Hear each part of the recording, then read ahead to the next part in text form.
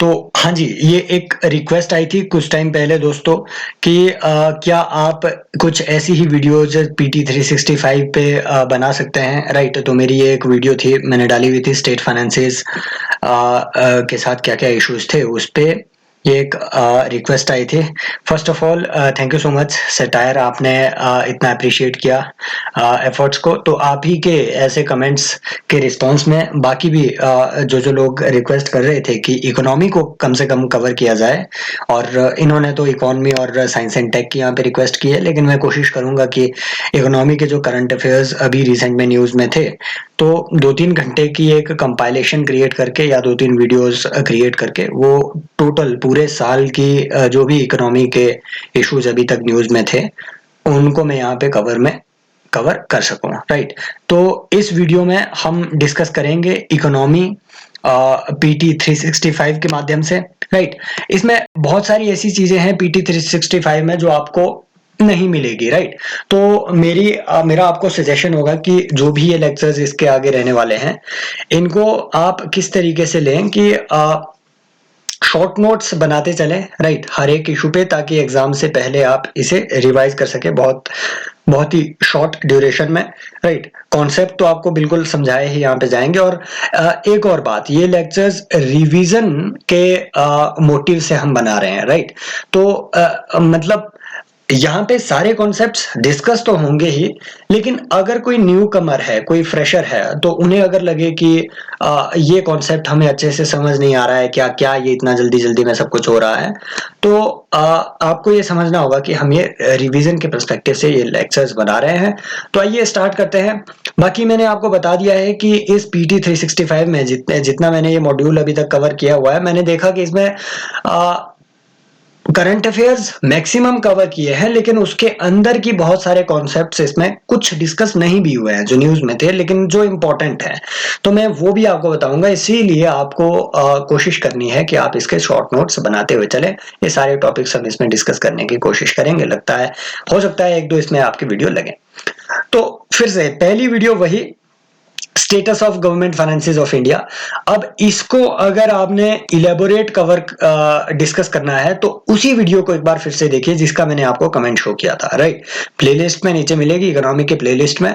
तो इस टॉपिक को मैंने वहां पे वाइडली 23 मिनट्स की वो एक वीडियो है, उसमें इतना वाइडली कवर किया हुआ है, तो एक बार उसमें जाके देखिएगा, राइट। यहां हम देखेंगे गवर्नमेंट फाइनेंसेस के बारे में थोड़े शॉर्ट्स में, जो कि इकोनॉमी का जितना आपको करंट अफेयर पता होना चाहिए उनको यहाँ पे लगभग उतना हम यहाँ पे देखेंगे। अगर आपको लग रहा है कि स्पीड थोड़ी ज्यादा मुझे बढ़ानी चाहिए तो मेरी इतनी ही है, इससे ज्यादा नहीं बढ़ेगी।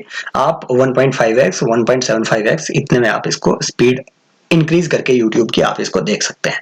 देखो, सबसे पहले आपको देखना है कि गवर्नमेंट फाइनेंसेस की जब भी हम बात कर रहे हैं तो हम गवर्नमेंट के बजट की बात कर रहे हैं, राइट। हम गवर्नमेंट के बजट की बात कर रहे हैं। बजट में दो चीजें हैं, रिसीट होती है, राइट। रिसीट होती है कि गवर्नमेंट कितना कमा रही है, और एक्सपेंडिचर होता है कि गवर्नमेंट कितना कहां पे एक्सपेंडिचर कर रही है। अब ये रिसीट भी दो तरीके की हो सकती है, रेवेन्यू रिसीट और कैपिटल रिसीट। रेवेन्यू और कैपिटल रिसीट, यहां पर भी रेवेन्यू एक्सपेंडिचर और कैपिटल एक्सपेंडिचर।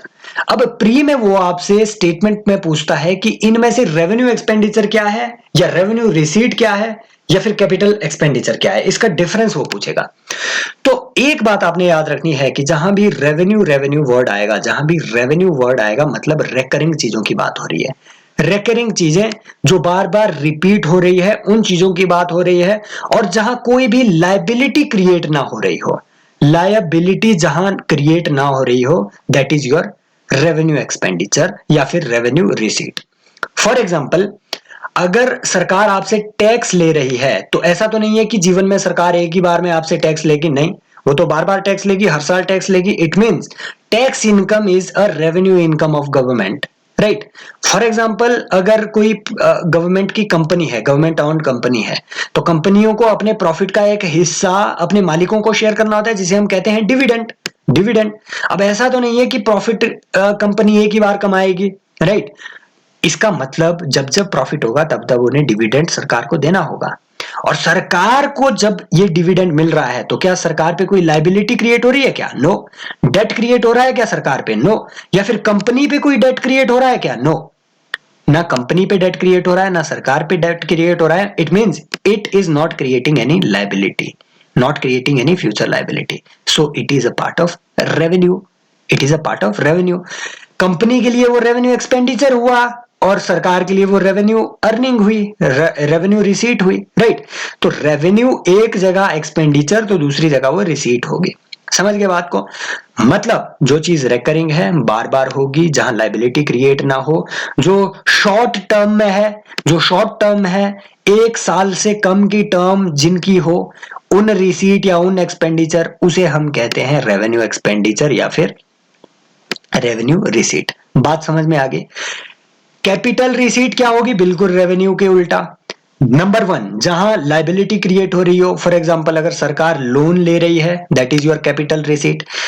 फॉर एग्जांपल जो लॉन्ग टर्म के लिए हो, अगर सरकार 10 साल तक किसी रोड में इन्वेस्ट कर रही है तो that is a capital expenditure of the government, right. That is a part of capital account long term में.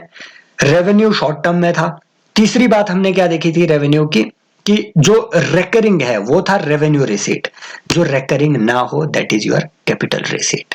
फॉर एग्जाम्पल अगर डिसइन्वेस्टमेंट की जाती है किसी भी कंपनी की, डिसइन्वेस्टमेंट की जाती है किसी भी सरकारी कंपनी की, तो सरकार बार बार तो डिसइन्वेस्ट नहीं करेगी. मान लो बेच दिया कंपनी को तो दूसरी बार फिर बेचेंगे क्या? नहीं. इट मीन्स सरकार के लिए वो एक ही बार में अर्निंग होगी, दैट इज कैपिटल रिसीट. बात समझ में आ गई? तो ये डिफरेंस आपको याद रखना है. समझ नहीं आया एक बार पीछे रिकैप कर लेना, बाकी सब समझ आ जाएगा. अब जब हम रेवेन्यू की बात हो रही है, पार्डन में, बहुत गला थोड़ा ठीक नहीं है, आई एम सिक, तो इस वजह से हो सकता है थोड़ी ऐसी इंटरप्शंस आती जाए. तो जो रेवेन्यूज है, अब हमने रेवेन्यू और कैपिटल के बीच का हमने डिफरेंस देख लिया, राइट. क्या है डिफरेंस सब समझ लिया. अब रेवेन्यू को देखो. रेवेन्यू दो तरीके का हो सकता है, एक टैक्स हो सकता है, नॉन टैक्स रेवेन्यू हो सकता है. टैक्स रेवेन्यू क्या होगा? टैक्स रेवेन्यू जो आप पे टैक्स लगेगा, जैसे कॉर्पोरेशन टैक्स हो गया, इनकम टैक्स हो गया, राइट, जीएसटी हो गया, that is tax revenue. Non tax revenue क्या हुआ? जैसे डिविडेंड मिलती है कंपनी से सरकारों को, एडमिनिस्ट्रेटिव फीस चार्ज होती है, और रेवेन्यू रिसीट में ही आपका सेस भी आएगा, सरचार्ज भी आएगा. सेस और सरचार्ज के बीच में डिफरेंस क्या है ये हम आगे भी पढ़ेंगे, लेकिन फिर भी सेस क्या होता है? Cess is basically a tax that is levied for a specific purpose, right? Specific purpose. For example, एक health and wellness, एक health and education cess India में लगता है 3% का, हेल्थ एंड एजुकेशन सेस. तो इस सेस का मनी सिर्फ हेल्थ एंड एजुकेशन पे खर्च होगा, that is your cess. Specific purpose के लिए जो टैक्स लगाया जाए that is your cess. Surcharge क्या होता है? सरचार्ज इज समथिंग डिफरेंट, कि अगर किसी आदमी के जो टैक्स लिमिट है वो ब्रीच होती है. फॉर एग्जाम्पल अगर गवर्नमेंट बोले कि 3 लाख से ज्यादा जो लोग टैक्स पे कर रहे हैं, मतलब वो टैक्स पेयर जो सालाना 3 लाख से ज्यादा टैक्स पे करते हैं, इनकम नहीं टैक्स पे करते हैं, उन पे मैं क्या लगाऊंगी? मैं 10% सरचार्ज लगाऊंगी. वो 10% इनकम पे नहीं होगा, टैक्स पे होगा. इट मींस इनकम का 10% नहीं, जितना वो टैक्स पे कर रहे हैं उसका 10%, that is your surcharge. It means 3 lakh वो टैक्स पे कर रहे हैं और 30,000 उस पर सरचार्ज लगेगा. Tax on tax, that is surcharge. ये सब आपके टैक्स रेवेन्यू का हिस्सा होगा. अब राज्य सरकारों के कुछ अपने टैक्स रेवेन्यू होते हैं, क्योंकि हम यहाँ स्टेट गवर्नमेंट्स को स्टडी कर रहे हैं, तो कुछ उनके अपने टैक्स रेवेन्यू होंगे, जैसे प्रॉपर्टी टैक्स हो गया, टैक्स ऑन इनकम हो गया. याद रखना स्टेट गवर्नमेंट्स एक चीज पे टैक्स नहीं लगा सकती है, न्यूज़पेपर पे. समझ गए बात को? न्यूज़पेपर पे वो टैक्स नहीं लगा सकती है. और वो किसी भी पर्सन के, ये कॉन्स्टिट्यूशन में लिखी गई ये बात, एक्सेप्ट फॉर न्यूज़पेपर ही वो टैक्स लगाएंगे. दूसरा, वो किसी भी आदमी के जो ऑक्यूपेशन है, ऑक्यूपेशन पे वो टैक्स लगा सकते हैं. फॉर एग्जांपल लॉयर पे स्पेशल टैक्स वो लगा सकते हैं, but that should not exceed 2500 रुपया. तो 2500 रुपए से ज्यादा वो टैक्स नहीं लगा सकते ऑक्यूपेशन पे. तो ये कुछ कॉन्स्टिट्यूशनल बातें भी है जो आपको यहाँ पे याद रखनी है. बाकी नॉन टैक्स रेवेन्यू क्या होता है ये हमने देख लिया यहाँ पे, ये सब चीजें. Grants from union government. अब आती है ग्रांट्स फ्रॉम यूनियन गवर्नमेंट, कि स्टेट गवर्नमेंट को और क्या मिलता है. कुछ डिजास्टर रिलीफ ग्रांट्स होती है। अब देखो ग्रांट्स को अगर आपने स्टडी करना है तो दो तरीके की ग्रांट होती है। एक होती है compulsory grant, article 275, right, compulsory grant. तो ये जो सेंट्रल गवर्नमेंट है ये कुछ ही स्टेट्स को देती है, जैसे ट्राइबल एरियाज के जो स्टेट्स होंगे उन सब स्टेट्स को ये मिलेगी कंपलसरी ग्रांट्स। एक आर्टिकल 282 है, इसको एक बार कंफर्म कर लेना, 282 आर्टिकल। तो वहां पे आता है डिस्क्रिशनरी ग्रांट्स, तो सेंट्रल गवर्नमेंट अपने डिस्क्रिशन से ये ग्रांट्स देगी। और किन रूल्स के बेसिस पे ये ग्रांट्स दिए जाने हैं, ये रूल्स कौन डिसाइड करेगा, राइट, ये फॉर्मूला कौन डिसाइड करेगा, finance commission, that is constituted under article 280 of the constitution. I hope ये पूरा कॉन्सेप्ट आपको क्लियर है। बाकी अब कुछ नहीं समझना है इसमें, बाकी कहानी है। कहानी आपने ये समझनी है कि स्टेट के फाइनेंसेस की आज के दौर में अभी स्थिति क्या है, बस इतना समझना है। ग्रॉस फिस्कल डेफिसिट स्टेट्स का बड़ा है, यही याद रखना। क्यों? अब इससे आगे एक बात याद रखनी कि स्टेट के जो फाइनेंसेस है लगभग हर डायमेंशन उसकी डिक्लाइन हुई है। क्यों डिक्लाइन हुई है? हम हर चीज के लिए अब कोविड को ब्लेम करने वाले हैं, कोविड को ब्लेम करने वाले। इनका फिस्कल डेफिसिट बढ़ा, क्यों? कोविड की वजह से। लोन ज्यादा लिया स्टेट गवर्नमेंट्स ने, क्यों? कोविड की वजह से। तुम पढ़ नहीं रहे हो, क्यों? कोविड की वजह से। हम हर चीज के लिए अब क्या करने वाले हैं? कोविड को ब्लेम करने वाले। और फिस्कल डेफिसिट क्या है ये आपको पता होना चाहिए, ये भी नहीं पता तो आप बेसिक से स्टडी करो, इस साल आप एग्जाम अटेम्प्ट मत करो, right. Combined debt to GDP ratio of states, सब स्टेट्स का डेट टू जीडीपी रेशियो जो है इतना इंक्रीज हो गया, 31% तक इंक्रीज हो गया है। FRBM review committee, NK Singh committee, याद रखना है ये वही एनके सिंह कमेटी है, ये वही एनके सिंह है जिन्होंने 15th फाइनेंस कमीशन को चेयर किया था। 15th फाइनेंस कमीशन के चेयरमैन यही एनके सिंह थे।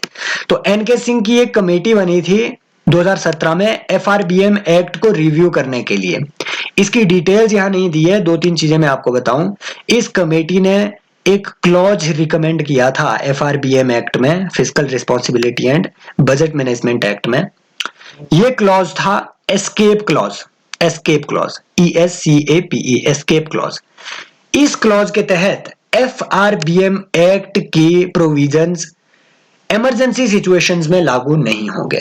एफआरबीएम एक्ट क्या कहता है? एफआरबीएम एक्ट कहता है कि जो गवर्नमेंट्स है उनको फिस्कल डिसिप्लिन में रहना चाहिए, उन्हें एक लिमिट से ज्यादा लोन नहीं लेना चाहिए, राइट। तो ये लिमिट्स लगाता है सेंट्रल और स्टेट गवर्नमेंट के लोन पे, राइट, कि कितना आप लोन ले सकते हैं, उनके फिस्कल डेफिसिट को रेगुलेट करने की ये कोशिश करता है। पर ये एस्केप क्लॉज जो कि 2017 में लाया गया एफआरबीएम एक्ट में, ये एस्केप क्लॉज कहता है कि 3-4 ऐसी कंडीशंस है जहां पे एफआरबीएम एक्ट उस वक्त लागू नहीं होगा। क्या?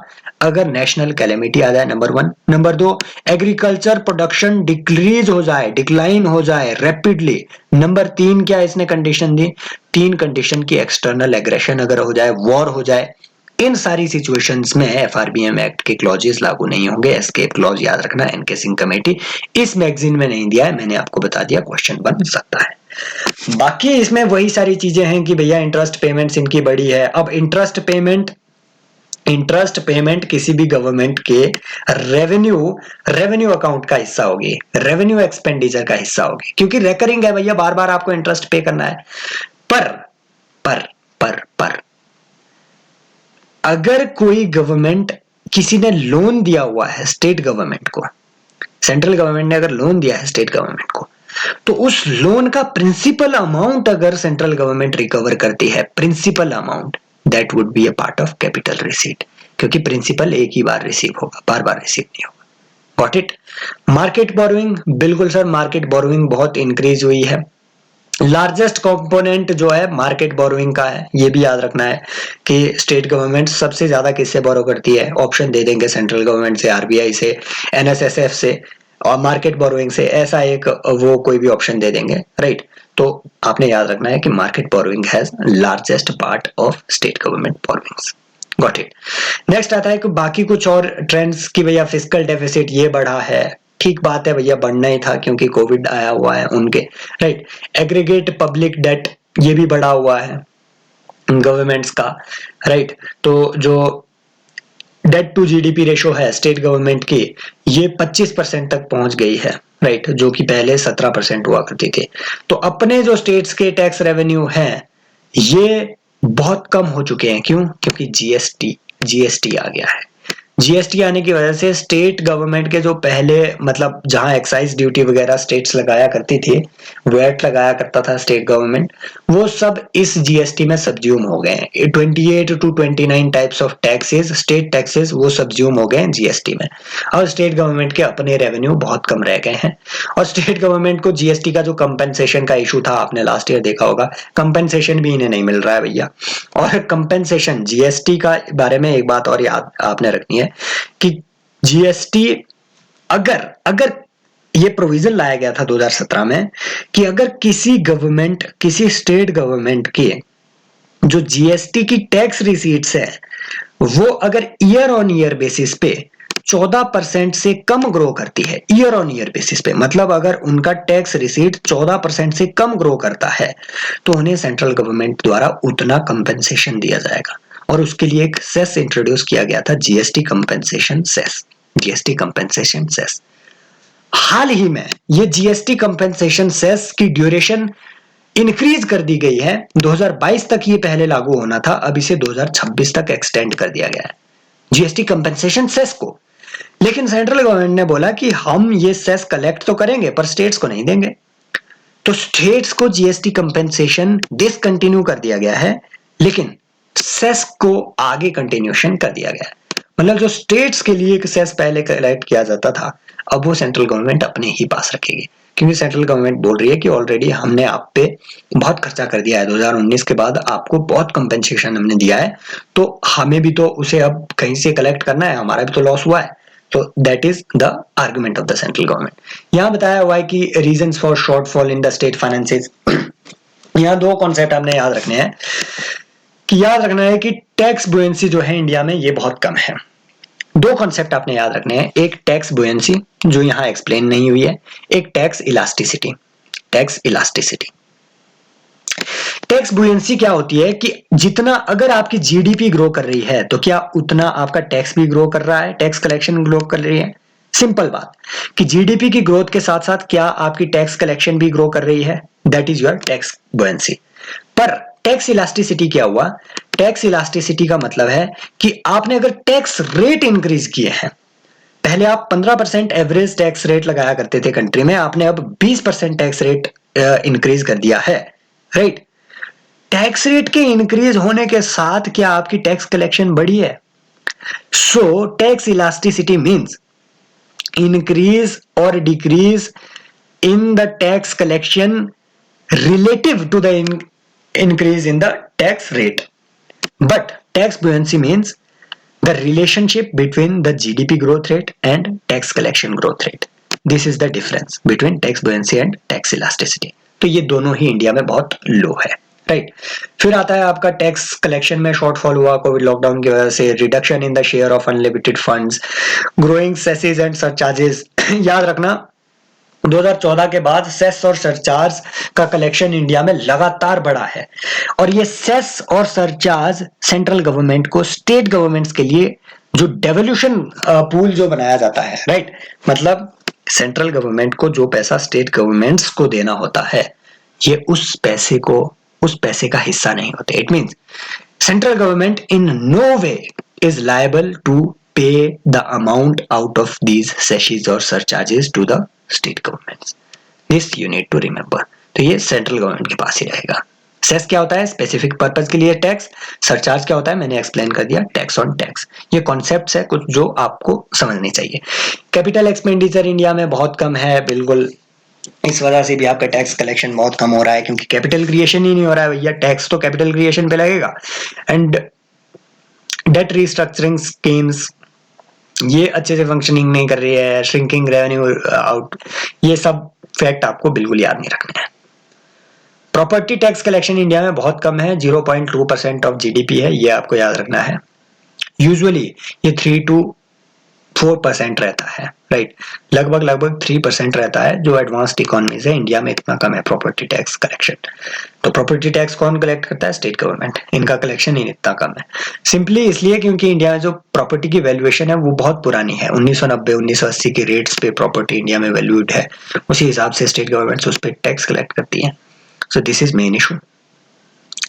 तो इंडिया में देखो ये ट्रेंड है कि स्टेट के अपने टैक्स रेवेन्यू पहले इतने हुआ करते थे 47% तक, फिर 2010-15 में ये और ज्यादा बढ़े, 15-20 में ये घट गए। इट मीन्स पहले ये इतने हुआ करते थे, फिर बढ़े, फिर घटे। There is no specific trend in it, right. लेकिन हाँ, ऑफ कोर्स, अगर वो आपको बोले कि जीएसटी लागू होने के बाद स्टेट के अपने टैक्स रेवेन्यू इंक्रीज हुए हैं, तो स्टेटमेंट गलत होगी, राइट। तो इस तरीके से इस चार्ट को आपने एनालाइज करना है। आरबीआई ने कुछ ऐसे सपोर्ट मेजर लिए हुए हैं जिनको अभी हम डिस्कस करेंगे। पहला, सेंट्रल गवर्नमेंट और आरबीआई दोनों ने ये मिलकर लिए हुए हैं। पहला, जैसे reform linked additional borrowing space for government, state governments. देखो, एफआरबीएम एक्ट पहले कहता था कि स्टेट की जितनी भी जीडीपी है, जीएसडीपी है स्टेट की, उससे 3% से ज्यादा आप लोन नहीं ले सकते किसी साल में। सेंट्रल गवर्नमेंट ने बोला क्योंकि भैया कोविड है, इसलिए हम बोलते हैं आपको कि ठीक है 5% ऑफ जीएसडीपी तक आप लोन ले सकते हैं। पर इस 5% में, मतलब ये 3% प्लस 2%, जो ये 2% इंक्रीज हुआ है, उस 2% को हम दो हिस्से में बांटेंगे। एक 1% जो अनकंडीशनल होगा, मतलब आपको इस इंक्रीमेंटल 1% जो आपने लोन लेना है, इसके लिए कोई कंडीशन फुलफिल नहीं करनी है। एक दूसरा 1% इन्होंने हिस्सा बनाया कि इस दूसरे हिस्से को फुलफिल करने के लिए आपको 4 कंडीशंस फुलफिल करनी होगी। क्या क्या? कि one nation one ration card scheme को इंप्लीमेंट करना होगा, ईज ऑफ डूइंग बिजनेस के इसमें आपको रिफॉर्म करने होंगे, अर्बन लोकल बॉडीज के रिफॉर्म आपको करने होंगे, पावर डिस्ट्रीब्यूशन। ये 4 सेक्टर्स याद रखो। इन 4 सेक्टर्स में अगर आप रिफॉर्म करेंगे तो 25-25 बेसिस पॉइंट हर एक सेक्टर में आपको मिलते जाएंगे, इंक्रीमेंटल परमिशन मिलती जाएगी लोन लेने की। तो 5% ऑफ जीडीपी आप इसको ले सकते हैं। क्वेश्चन बन सकता है प्री में, वो सिंपली आपको दे देंगे कि अनकंडीशनल 5% लोन इस स्कीम के तहत मिल सकता है स्टेट गवर्नमेंट्स को, तो स्टेटमेंट गलत होगी। Unconditional 1% incremental, conditional another 1% incremental. Got it. Next आता है कि special assistance for states for capital expenditure. तो 15,000 करोड़ रुपए की ये स्कीम थी। इतनी नाम याद नहीं रखने होते हैं, बस ट्रेंड याद रखो कि ठीक है 15,000 करोड़ रुपए की ऐसी सेंट्रल गवर्नमेंट ने एक स्कीम लाई, जिसमें सेंट्रल गवर्नमेंट ने बोला कि भैया 50 साल तक हम आपको बिना इंटरेस्ट की एक लोन दे रही है सेंट्रल गवर्नमेंट स्टेट गवर्नमेंट्स को, कि भैया हम स्टेट गवर्नमेंट्स को कैपिटल एक्सपेंडिचर करने के लिए 50 साल तक का बिना इंटरेस्ट वाला लोन देंगे, राइट। टोटल आउटले क्या थी स्कीम की? 15,000 crore. What it. Next, health sector में नेशनल हेल्थ मिशन। आरबीआई ने क्या मेजर लिए? 2 चीजें हैं, वेज एंड मीन्स एडवांसेस और ओवरड्राफ्ट फैसिलिटी। 2 चीजें होती है। एक और है इसमें एसडीएफ, वो अभी हम बाद में डिस्कस करेंगे एसडीएफ क्या होता है। देखो, स्टेट गवर्नमेंट्स को आरबीआई से भी लोन लेना होता है। लोन किस फैसिलिटी के थ्रू वो लेंगे? वेज एंड मीन्स एडवांसेस के थ्रू। इस वेज एंड मीन्स एडवांसेस के तहत आरबीआई से वो जो लोन लेंगे उसका रेट क्या होगा? Repo rate. जो आरबीआई का एग्जिस्टिंग रेपो रेट होगा, मार्केट रेपो रेट, उस इंटरेस्ट रेट पे वो आरबीआई से लोन ले सकते हैं। फैसिलिटी का नाम है वेज एंड मीन्स एडवांसेस। याद रखना है, डब्ल्यूएमए के तहत उन्हें कोई भी गवर्नमेंट सिक्योरिटी कोलेटरल के तौर पे आरबीआई के पास नहीं रखनी है। What it. कोलेटरल के तौर पे आरबीआई के पास नहीं रखनी है। रेट क्या होगा? Rate of interest, repo rate. अब आते हैं ओवरड्राफ्ट फैसिलिटी पे। देखो, ये जो डब्ल्यूएमए है, इसके तहत मैक्सिमम लिमिट्स भी लगाता है आरबीआई कि इससे ज्यादा आप मुझसे लोन नहीं ले सकते इसके तहत, राइट। इस फैसिलिटी के तहत limit in terms of amount भी लगाई जाती है, limit in terms of time भी लगाई जाती है, जो बार बार रिवाइज होती है। आजकल ये 90 डेज है कि 90 दिन से ज्यादा फिर आपका ये ड्यू पेंडिंग नहीं होनी चाहिए, 90 दिन के अंदर आपको ये वापस करने होंगे। अगर ये लिमिट्स किसी ने क्रॉस कर दी, ब्रीच कर दी, तो वो आ जाता है आपका ओवरड्राफ्ट फैसिलिटी में। That is your overdraft facility. आपने जब ये लिमिट ब्रीच कर दी, that is your overdraft facility. और जब आप इस ओवरड्राफ्ट फैसिलिटी को यूज करने लग जाओगे, मतलब अपनी लिमिट से ज्यादा जब आप लोन लेने लग जाओगे, अब लिमिट से ज्यादा लोन ले रहे हो तो आरबीआई बोलेगा कि नहीं भैया, हम तो आपसे और इंटरेस्ट चार्ज करेंगे। तो इंटरेस्ट रेट क्या बनेगा? Repo plus 2%। Repo plus 2%। सब लिंक्ड है। एक तीसरी फैसिलिटी है स्पेशल ड्रॉइंग फैसिलिटी। इसमें आरबीआई, देखो डब्ल्यूएमए में आरबीआई को कोलेटरल के तौर पे कोई सिक्योरिटी पे नहीं करनी थी, तो उसमें इंटरेस्ट रेट क्या था, रेपो रेट। एसडीएफ में जो यहाँ पे मेंशन्ड नहीं है, एसडीएफ में स्टेट गवर्नमेंट्स कोलेटरल के तौर पे गवर्नमेंट सिक्योरिटी रखेगी, राइट, गवर्नमेंट सिक्योरिटी आरबीआई के पास रखेगी कोलेटरल के तौर पे, और इस पे उन्हें अब कम इंटरेस्ट रेट पे करना पड़ेगा क्योंकि सिक्योर्ड लोन बन गया भैया ये। आरबीआई को अगर स्टेट गवर्नमेंट वापस नहीं भी करती है तो भी आरबीआई के पास गवर्नमेंट सिक्योरिटीज है, उनको सेल करके आरबीआई मार्केट से ले सकती है। This is secured loan. It means WMA से कम इसकी इंटरेस्ट रेट होना चाहिए, और इंटरेस्ट रेट क्या होता है, रेपो रेट से यूजुअली 2% कम। ओवरड्राफ्ट में रेपो रेट से 2% ज्यादा, डब्ल्यूएमए में रेपो रेट और एसडीएफ में रेपो रेट से 2% कम, क्योंकि यहाँ गवर्नमेंट सिक्योरिटी दी जा रही है। सिंपल ये कॉन्सेप्ट आपने याद रखना है, इससे आगे कुछ भी नहीं। ये यहाँ पे एक इन्होंने, ये बेसिकली आपको अगर देखना है, टाइम वेस्ट करना है तो कर लीजिएगा, बाकी इसमें मुझे कुछ भी ऐसा नहीं रखा इस वाले चार्ट में जो आपको याद रखना चाहिए, क्योंकि ये बहुत फंडामेंटल कॉन्सेप्ट है, हर किसी को पता होना चाहिए। अब आते हैं गवर्नमेंट सिक्योरिटी पे, जिसे हमने यहाँ डिस्कस किया, इसे ही यहाँ पे भी डिस्कस करते हैं, राइट। वैसे ये कहानी है तो कहानी की तरह इसको सुनो। गवर्नमेंट सिक्योरिटी क्या होती है, बिल्कुल सर, बॉन्ड होते हैं जिसको मार्केट में ले जाएगी सरकार, बोलेगी कि आप हमसे ये बॉन्ड ले लो, इस बॉन्ड पे हम लिखेंगे कि हम आपको 10 साल बाद 100 रुपया पे बैक करेंगे और आप हमें अभी पैसा दे दो, राइट। ये गवर्नमेंट सिक्योरिटी होगी। अब ये गवर्नमेंट सिक्योरिटी, इट मींस सरकार जितनी गवर्नमेंट बॉन्ड्स इशू करेगी, it reflects the debt liability of the government, future debt liability of the government. तो गवर्नमेंट सिक्योरिटी क्या हुई, एक तरीके से reflection of the debt liability of the government. अब ये न्यूज में इसलिए क्योंकि रिसेंटली आरबीआई ने अपनी रिटेल डायरेक्ट स्कीम लॉन्च की हुई, और रिटेल डायरेक्ट स्कीम के तहत जो रिटेल इन्वेस्टर्स है, अब वो डायरेक्टली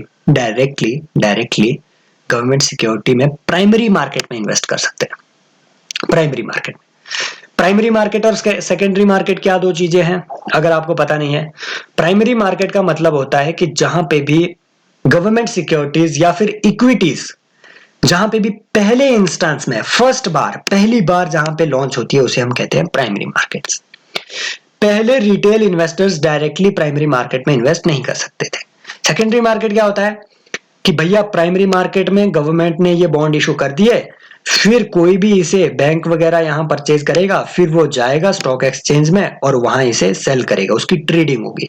तो जहां ट्रेडिंग होती है, that is your secondary market. Stock exchanges are secondary market.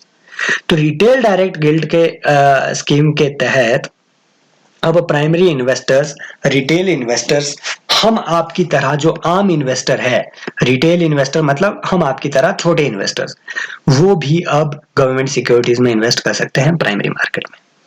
यहाँ 2-3 चीजें आपने याद रखनी है जो इन्होंने नहीं दी हुई है। 2-3 चीजें ये बात याद रखनी है कि इस स्कीम के तहत लिमिट है कि मिनिमम रिटेल इन्वेस्टर को 10,000 रुपए इन्वेस्ट करने होंगे, मैक्सिमम वो 2 करोड़ रुपया इन्वेस्ट कर सकता है। दिस इज लिमिट, यहाँ पे नहीं दी हुई है इस पूरे आर्टिकल में।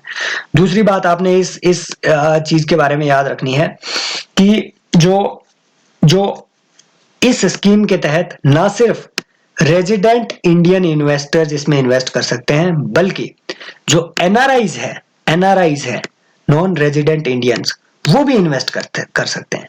लेकिन उन्हें अगर इस स्कीम के तहत इन्वेस्ट करना है प्राइमरी मार्केट में, तो उन्हें foreign exchange management act, FEMA act के तहत पहले परमिशन लेनी होगी। फेमा एक्ट के तहत परमिशन लेनी होगी मिनिस्ट्री ऑफ फाइनेंस से। Got it, right. तो उसके बाद वो इन्वेस्ट कर सकते हैं। बाकी इसमें कुछ भी अब जानने लायक नहीं है, राइट, कुछ भी जानने लायक नहीं है। ये इन्होंने वही कैटेगरी यहाँ पे बताई हुई है कि गवर्नमेंट सिक्योरिटी किस तरीके की होती है। ये कॉन्सेप्ट आपने पढ़े होंगे यार, टी बिल्स क्या होते हैं, short term government securities, right. Short term government securities कितनी शॉर्ट टर्म, 91 डे की, 182 डे की, 364 डे की। तो ये 3 टर्म्स के होते हैं ट्रेजरी बिल्स। याद रखना, प्री में क्वेश्चन बन चुका है, ट्रेजरी बिल्स सिर्फ सेंट्रल गवर्नमेंट इशू कर सकती है, स्टेट गवर्नमेंट्स नहीं। अब स्टेट गवर्नमेंट कौन से बॉन्ड्स इशू कर सकती है, डेटेड सिक्योरिटीज। ये होती है लॉन्ग टर्म की, जो यूजुअली 40 साल तक हम इशू कर सकते हैं, 40 साल तक हम इशू कर सकते हैं। यहाँ एक और चीज होती है, आपके कैश मैनेजमेंट बिल्स CMB, ये इन्होंने यहाँ पे नहीं लिखा हुआ है। देखो ट्रेजरी बिल्स 91 डेज की मिनिमम लिमिट इसमें रहती है, इससे छोटे ड्यूरेशन का आप टी बिल इशू नहीं कर सकते हैं, सरकार इशू नहीं कर सकती। इससे छोटी ड्यूरेशन की अगर आपने कोई सिक्योरिटी इशू करनी है तो उसे हम कहते हैं कैश मैनेजमेंट बिल। ये बहुत ही शॉर्ट टर्म कैश फ्लोज को रेगुलेट करने के लिए, मैनेज करने के लिए सेंट्रल गवर्नमेंट इसे इशू करती है। बाकी टी बिल्स और डेटेड सिक्योरिटी में इससे ज्यादा कोई बड़ा आपको डिफरेंस याद नहीं रखना है, बस इतना याद रखना है कि टी बिल्स जो है, yes they are also zero coupon securities, इसमें आपको कोई इंटरेस्ट नहीं मिलता है, बस डिस्काउंट में ये मार्केट में इशू किए जाते हैं सरकार के द्वारा। सेंट्रल गवर्नमेंट ही इशू करेगी टी बिल्स को, स्टेट गवर्नमेंट्स नहीं। स्टेट गवर्नमेंट्स जिन बॉन्ड्स को इशू करती है वो लॉन्ग टर्म के होते हैं यूजुअली, और उन्हें हम कहते हैं स्टेट डेवलपमेंट लोन्स। और गिल्ट अकाउंट क्या होता है? ये एक ऐसा अकाउंट होता है जो आरबीआई के साथ ई कुबेर प्लेटफॉर्म पे ओपन किया जाता है, और यहाँ पे गिल्ट अकाउंट के थ्रू ही परचेज किए जाते हैं गवर्नमेंट सिक्योरिटीज। बस इससे ज्यादा आपको कुछ भी इसमें याद नहीं रखना है। Person outside India, they can also purchase, they can also open gilt account, but they have to get permission under FEMA Act। ये भी इन्होंने यहाँ पे दिया हुआ है। बेनिफिट्स क्या है गवर्नमेंट सिक्योरिटीज के? बिल्कुल सेकेंडरी मार्केट में कैश फ्लो जिससे अच्छा बनेगा, गवर्नमेंट्स अपने लिए जो भी इन्हें खर्चा करना है तो उसके लिए या कैपिटल एक्सपेंडिचर के लिए ये इससे पैसा उठा सकती है। ये कुछ इसके ऐसे बेनिफिट्स हैं जो आपको यूजुअली पता होते हैं। ये चिकनी चुपड़ी बातें इतनी नहीं पढ़नी है। मेजर रिस्क क्या है गवर्नमेंट सिक्योरिटी में? पहला तो लिक्विडिटी रिस्क। इंडिया में जो गवर्नमेंट सिक्योरिटी मार्केट है वो उतना डेवलप नहीं हुआ है, तो हम गवर्नमेंट सिक्योरिटी बाय तो कर लेते हैं, पर अगर हम चाहे कि हम बीच में इसे बेच दें तो उसके लिए बायर ढूंढना बड़ा मुश्किल हो जाता है। मार्केट रिस्क है, क्यों? क्योंकि भैया बॉन्ड यील्ड आपको पता है, बॉन्ड यील्ड जो है इंक्रीज डिक्रीज होती है इन्फ्लेशन के बेसिस पे। जितना इन्फ्लेशन बढ़ेगा उतना आपके बॉन्ड की वैल्यू कम होती जाएगी। इन्फ्लेशन बढ़ने से स्टक अप जो आपकी कैपिटल है उसकी वैल्यू कम हो जाती है। तो मान लो आपने अगर 100 रुपए के बॉन्ड में आज इन्वेस्ट कर रखा है, इन्फ्लेशन कल को हो गया 10% हाई, तो अब आपकी जो 100 रुपए की बॉन्ड की वैल्यू है वो इफेक्टिव वैल्यू 90 रुपए ही रह जाएगी। लिखा फेस पे होगा 100, बट उसकी इफेक्टिव वैल्यू सिर्फ 90 रुपए। तो इस वजह से जो आपकी यील्ड है ये भी चेंज होती रहती है। इसकी अगर आपने रिलेशनशिप पढ़नी है बॉन्ड यील्ड के बीच में और इन्फ्लेशन के बीच में, उसके लिए मैंने स्पेसिफिकली अलग से इकोनॉमी का एक सीरीज बनाई हुई है, जाके उसमें देखो सब ये रिलेशनशिप्स उसमें कवर हुई है। पूरा कॉन्सेप्ट आपको मतलब 15 से 20 मिनट का ये पूरा उसमें कंटेंट होगा जिसमें ये सारी रिलेशनशिप्स ही कवर हुई है, छोटी छोटी वीडियोस में। तो इंडिया में ऑपरेशनल मैकेनिज्म इन्होंने बताया हुआ है कि इशुइंग अथॉरिटी कौन है। बिल्कुल गलत। RBI is not the issuing authority, government of India is the issuing authority, RBI is the managing authority। Issue करता है गवर्नमेंट बॉन्ड को हमेशा गवर्नमेंट ऑफ इंडिया, उनके नाम पे इशू होते हैं। RBI is just a management authority. Platform को कहाँ, मतलब इशू अगर हो भी रहे हैं तो कहाँ इशू होंगे? ई कुबेर प्लेटफॉर्म पे या core banking solutions platform of RBI. तो यहाँ पे भी ये इशू होते हैं। Got it. तो ये प्राइमरी डीलर्स वगैरह ये सब हमने ऑलरेडी देखा हुआ है। Clearing corporation of India limited, यहाँ पे क्वेश्चन बन सकता है। तो क्लियरिंग एजेंसी कौन है? Clearing corporation of India limited. ये क्लियरिंग एजेंसी का मतलब है कि भैया अगर बॉन्ड इशू हो रहे हैं तो किसके नाम पे ये बॉन्ड जाएंगे। अगर ट्रांजैक्शन हो रही है तो उस ट्रांजैक्शन को क्लियर कौन करेगा, ये सारी चीजें। अब इंडिया में गवर्नमेंट सिक्योरिटीज के लिए कौन कौन सी स्कीम्स लाई गई है, मतलब गवर्नमेंट सिक्योरिटीज को अट्रैक्टिव बनाने के लिए कौन कौन सी स्कीम्स लाई गई है। आरबीआई ने रिटेल डायरेक्ट स्कीम लाई, वो क्या है? यही तो अभी तक हम डिस्कस कर रहे थे। फिर आता है कि गवर्नमेंट सिक्योरिटी एक्विजिशन प्रोग्राम, ये भी आरबीआई का एक प्रोग्राम था। इस प्रोग्राम के तहत आरबीआई ने बोला, देखो हो क्या रहा था कि इन्फ्लेशन बढ़ रहा था, मैंने आपको बताया ऑलरेडी इन्फ्लेशन बढ़ रहा था। इन्फ्लेशन बढ़ने की वजह से बॉन्ड्स लेस अट्रैक्टिव हो रहे थे, तो बॉन्ड की डिमांड मार्केट में कम हो रही थी। जितनी डिमांड कम होगी उतनी बॉन्ड यील्ड बढ़ेगी।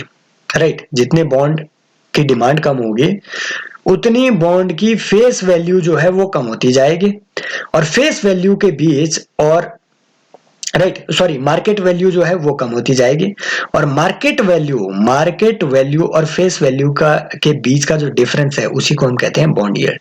और बॉन्ड यील्ड वो चीज है, वो इंटरेस्ट होता है जो गवर्नमेंट को पे करना होता है। मतलब मार्केट वैल्यू और फेस वैल्यू के बीच का डिफरेंस जितना ज्यादा बढ़ेगा, बॉन्ड यील्ड उतनी बढ़ेगी। बॉन्ड यील्ड जितनी बढ़ेगी उतना इंटरेस्ट ज्यादा उस बॉन्ड पे सरकार को पे करना पड़ेगा। इट मीन्स सरकार को लोन महंगा पड़ रहा है। मतलब अगर सरकार को सस्ता लोन चाहिए तो बॉन्ड यील्ड कम करनी पड़ेगी। बॉन्ड यील्ड कम करने का मतलब है कि आपको market price, market value of bond और फेस वैल्यू के बीच डिफरेंस कम करना होगा। ये कम कैसे होगा? जितनी ज्यादा डिमांड बढ़ेगी उतना मार्केट वैल्यू ज्यादा बढ़ती जाएगी, राइट। और जितनी ज्यादा मार्केट वैल्यू बढ़ेगी उतनी कम बॉन्ड यील्ड होगी।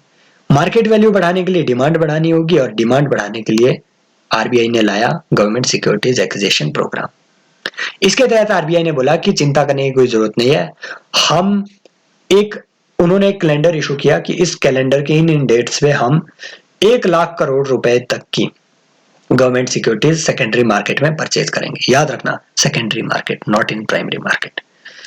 अब जब आरबीआई ने इतना अनाउंस किया कि ठीक है, इतनी डिमांड तो क्रिएट ऑलरेडी हो ही रही है, तो इन्वेस्टर्स हो गए बड़े खुश कि भैया हम ना बॉन्ड्स खरीद के रखते हैं, डिमांड जैसे ही बढ़ेगी तो बॉन्ड की वैल्यू बढ़ेगी, जब वैल्यू बढ़ेगी तब हम बेच देंगे, राइट। इससे हम पैसा कमाएंगे। मतलब बॉन्ड की डिमांड जितनी इससे इससे और ज्यादा बढ़ गई, राइट। तो इसी वजह से जो बॉन्ड की जो जो यील्ड है वो कम हो गई। यील्ड कम होने का मतलब है कि सस्ता गवर्नमेंट को लोन मिल रहा है। तो ये भी एक स्कीम थी। Long term repo operation RBI ने लाया हुआ है। लॉन्ग टर्म रेपो ऑपरेशन मतलब जो रीपरचेज ऑपरेशंस हैं, तो 3 साल तक की एलटीआरओ, टीएलटीआरओ, राइट, 3 साल तक का बैंकों को और एनबीएफसी को रेपो रेट पे लोन देना। आरबीआई ने ये कहा कि हम आपको 3 साल तक का लोन देंगे, राइट। और ये लोन हम कोलेटरल पे देंगे आपको। यूजुअली जो रेपो ऑपरेशन है, रेपो रेट पे जो लोन लिए जाते हैं बैंकों के द्वारा आरबीआई से रेपो रेट पे, वो शॉर्ट टर्म के होते हैं, 1 महीना, 2 महीना, 3 महीना, 4 महीना, 1 साल से कम का।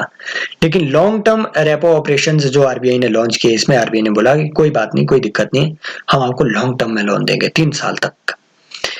लेकिन ये लोन हम बिना कोलेटरल के नहीं देंगे, हम इसके लिए कोलेटरल आपसे लेंगे, गवर्नमेंट सिक्योरिटीज आपसे लेंगे। इसका मतलब बैंकों को अब मार्केट में जाना होगा, गवर्नमेंट सिक्योरिटी उन्हें परचेज करनी होगी, फिर वो सिक्योरिटी देंगे आरबीआई को। इट मीन्स गवर्नमेंट सिक्योरिटी की डिमांड मार्केट में इससे इंक्रीज हुई, टीएलटीआरओ स्कीम से। Got it. और ऑपरेशन ट्विस्ट ये क्या था? सिंपल बात, सरकार के कुछ ऐसे बॉन्ड थे, राइट, कुछ ऐसी गवर्नमेंट सिक्योरिटी थी जो शॉर्ट टर्म की थी, 5 साल, 6 साल, 7 साल, 8 साल, और वो मैच्योर होने वाली थी। तो मतलब अगर बॉन्ड मैच्योर हो रहा है, इसका मतलब है कि गवर्नमेंट ऑफ इंडिया को वो पैसा पे बैक करना पड़ेगा इन्वेस्टर्स को। भैया गवर्नमेंट घबरा गई, बोली आरबीआई से कुछ करो। आरबीआई ने बोला हम लाएंगे ऑपरेशन ट्विस्ट। आरबीआई ने बोला हम लाएंगे ऑपरेशन ट्विस्ट, आपकी जो शॉर्ट टर्म की जो सिक्योरिटी है मार्केट से हम वो खरीद लेंगे, इन्वेस्टर्स को हम पैसा देंगे, राइट। अब उसके बदले में हम उसी उतनी ही वैल्यू की लॉन्ग टर्म सिक्योरिटीज मार्केट में इंजेक्ट कर देंगे। वही इन्वेस्टर उसी पैसे का यूज करके लॉन्ग टर्म सिक्योरिटीज परचेज कर लेंगे।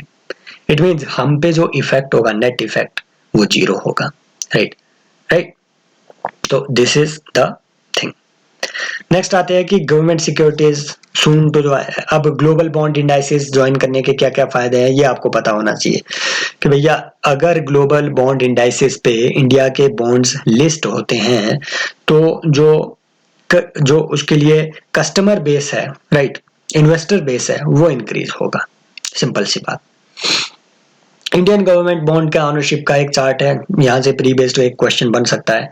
सबसे ज्यादा commercial banks Indian government securities को ऑन करते हैं, इनके पास सबसे ज्यादा बॉन्ड है। क्यों? क्योंकि इन्हें एसएलआर नाम की एक रिक्वायरमेंट पूरी करनी पड़ती है, स्टैट्यूटरी लिक्विडिटी रेशो, जो आजकल 18 या 19% के आसपास है। तो एसएलआर के लिए इन्हें अपने पास रखना होता है। फिर इंश्योरेंस कंपनीज, इन्होंने भी अब भैया इंश्योरेंस कंपनीज को भी तो अपनी इन्वेस्टमेंट पे पैसा कहीं से कमाना होगा, तो ये सिक्योर्ड एसेट्स पे इन्वेस्ट करते हैं। Bonds are most secured assets, इस वजह से कमर्शियल बैंक्स के पास, इनके पास सबसे ज्यादा पैसा आता है। फिर आया रिजर्व बैंक आपका। तो ये इस तरीके से आपने याद रखना है, commercial bank, insurance company, reserve bank, NBFC, उनबीएफसी इसमें उतनी ज्यादा नहीं है। अब आता है रेट्रोस्पेक्टिव टैक्सेशन। कुछ भी याद नहीं रखना है रेट्रोस्पेक्टिव टैक्सेशन में, बस इनकम टैक्स एक्ट को, right, section 9 of income tax act, इसे रिसेंटली अमेंड कर दिया गया, बस इतना आपने याद रखना है। रेट्रोस्पेक्टिव टैक्सेशन 2012 में इंडिया में फाइनेंस एक्ट के थ्रू लाया गया था। कहानी ये समझो,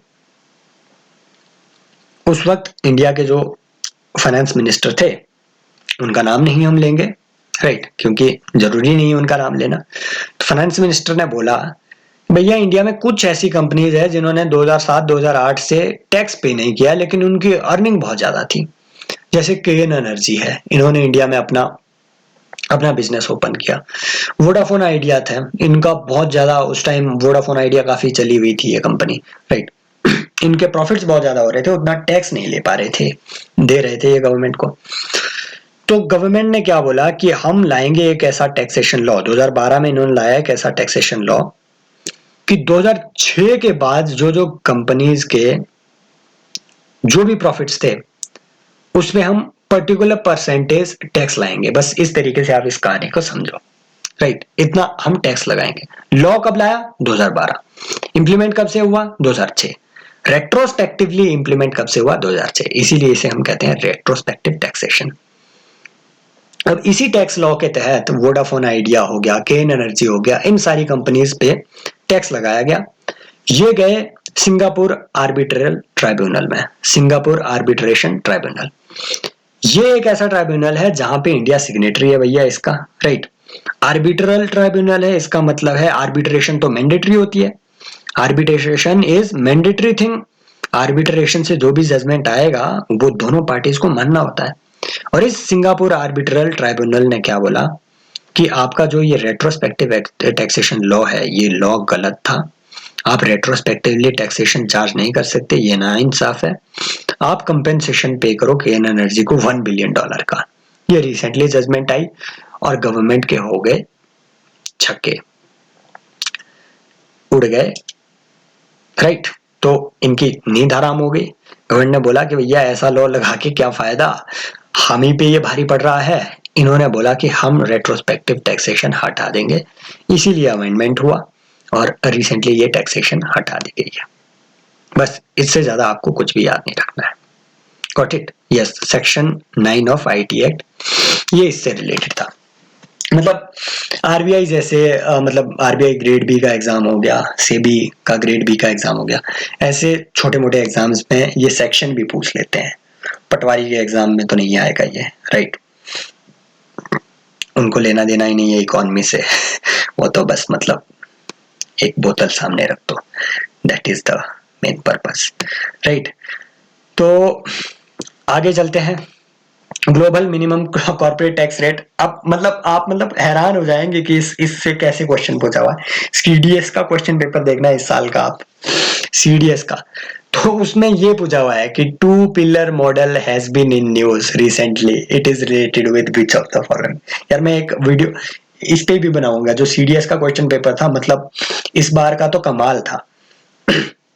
सीखना पड़ेगा कि किस तरीके से हमें करंट अफेयर पढ़ना है और यूपीएससी में कैसे क्वेश्चन बना सकता है वो। मतलब अलग ही तरीके से तोड़ के पूछा हुआ है, हर क्वेश्चन में उन्होंने कुछ ना कुछ ऐसा हिंट डाल के रखा हुआ है जहां से आप आंसर तक पहुंच भी सकते हो, भटक भी सकते हो, राइट। तो रिसेंटली देखो, कुछ लोग कंफ्यूज होंगे कि भैया ये प्रपोजल है, कहीं लिखा हुआ है कि ओईसीडी का प्रपोजल है, कहीं आपने G7 की एक समिट आपने सुनी होगी, राइट। G7 की एक समिट हुई थी कॉर्नवॉल में, तो कॉर्नवॉल कंसेंसस भी न्यूज में थी। तो उस समिट में भी यही बात हुई, 15% मिनिमम ग्लोबल टैक्स। ओईसीडी में भी यही बात हो रही है, G20 में भी यही बात हो रही है। लोग कंफ्यूज होंगे कि भैया किसका ये प्रपोजल है। सिंपली ओईसीडी एक बड़ी ऑर्गेनाइजेशन है, लीड ओईसीडी कर रही है।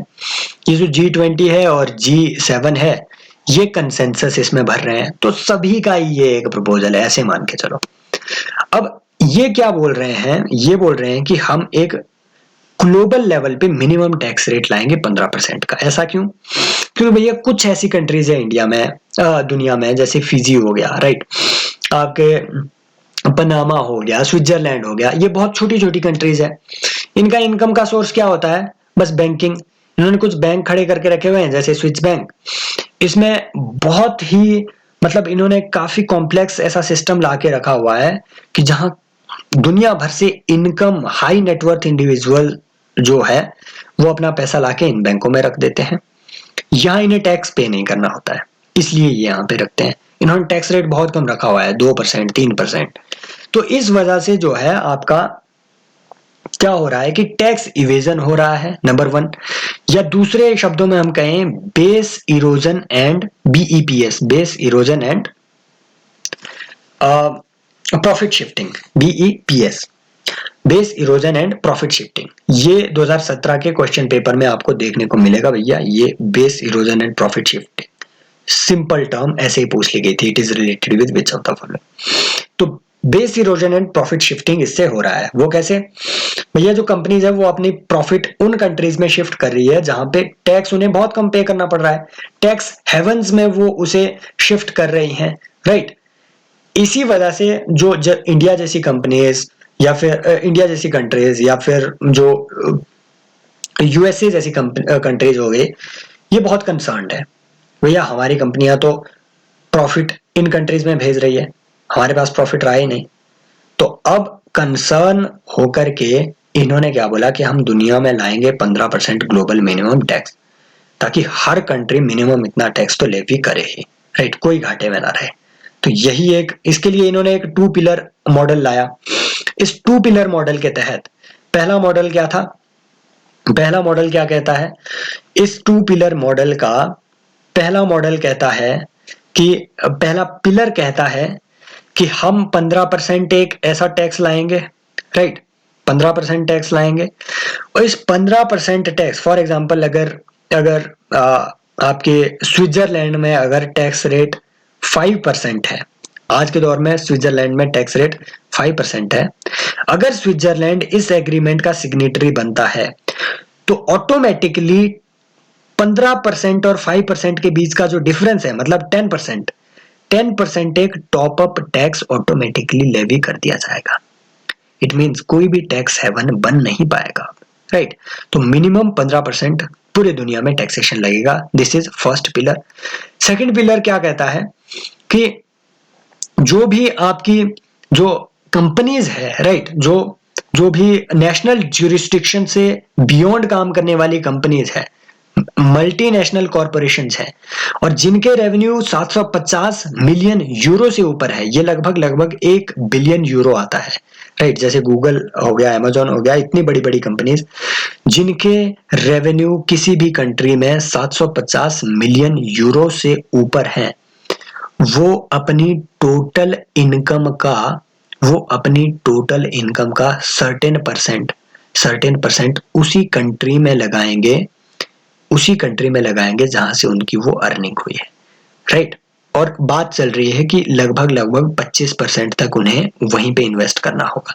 फॉर एग्जांपल अगर गूगल का रेवेन्यू इंडिया से आता है, राइट, और गूगल को अब 25% इंडिया में ही वो स्पेंड करना होगा, राइट।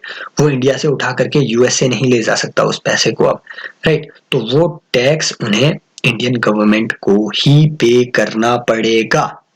Got it? तो ये अभी बात चल रही थी 2 पिलर अप्रोच के बारे में।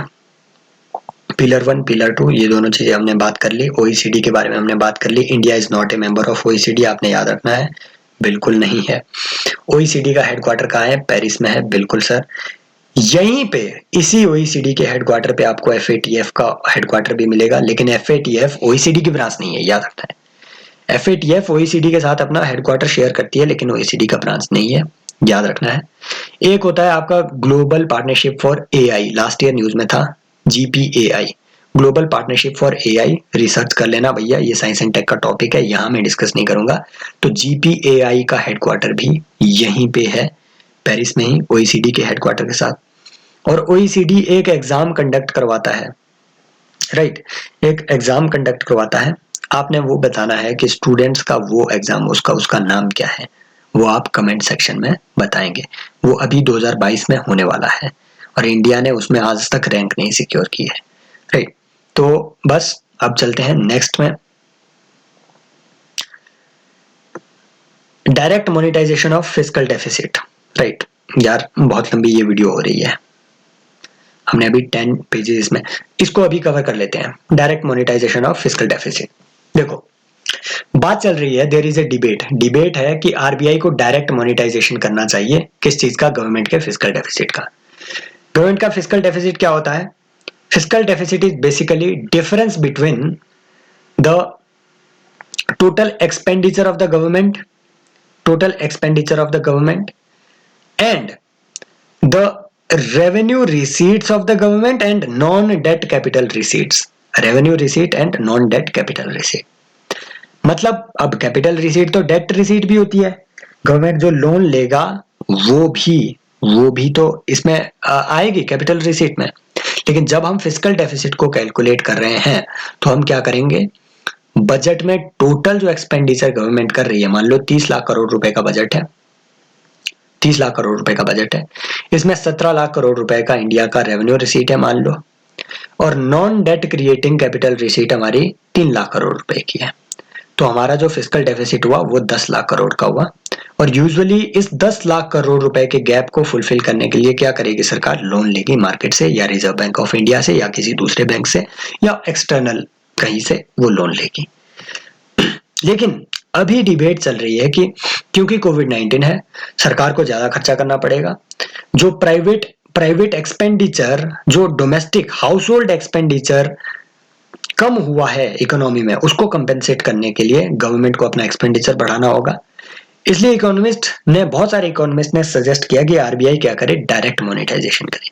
इसका मतलब क्या होता है कि आरबीआई पैसा प्रिंट कर रहा है, राइट। लिटरली प्रिंट करने की जरूरत नहीं होती आज के दौर में, अब सिंपली क्योंकि डिजिटल अकाउंट्स है तो आरबीआई क्या करेगा, मतलब पैसा देगा गवर्नमेंट को डायरेक्टली, उनसे गवर्नमेंट सिक्योरिटी प्राइमरी मार्केट में बाय करेगा और उन्हें पैसा देगा ताकि इन्वेस्ट कर सके।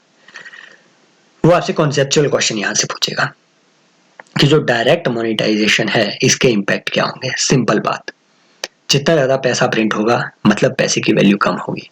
सिंपल बात, जितना ज्यादा पैसा प्रिंट होगा उतनी पैसे की अवेलेबिलिटी ज्यादा होगी, और जिस चीज की अवेलेबिलिटी ज्यादा उसकी उतनी वैल्यू कम, मतलब पैसे का डेप्रिसिएशन होगा। डेप्रिसिएशन होने का मतलब है पैसे की वैल्यू कम हो रही है, इट मीन्स गुड्स की वैल्यू के रिलेशन में पैसे की वैल्यू कम हो रही है, मीन्स पैसे की वैल्यू के रिलेशन में गुड्स की वैल्यू बढ़ रही है। गुड्स की वैल्यू का बढ़ने का मतलब होता है कि इन्फ्लेशन का बढ़ना।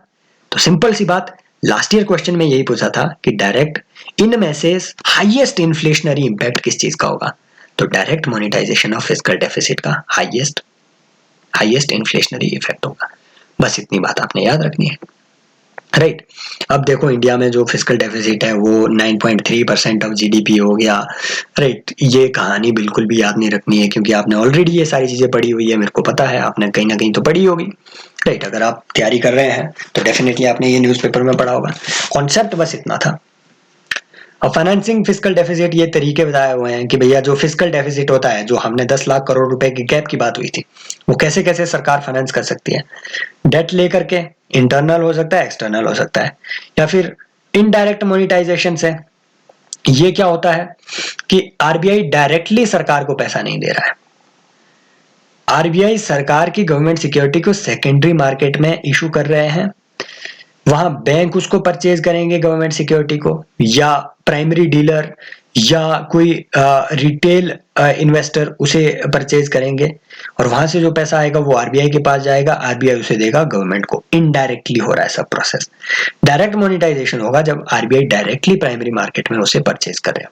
तो ये कुछ ऐसे फाइनेंसिंग के तरीके हुए, राइट। और इंडिया में डायरेक्ट मोनेटाइजेशन आज के दौर में एफआरबीएम एक्ट के तहत बंद है, बैन है।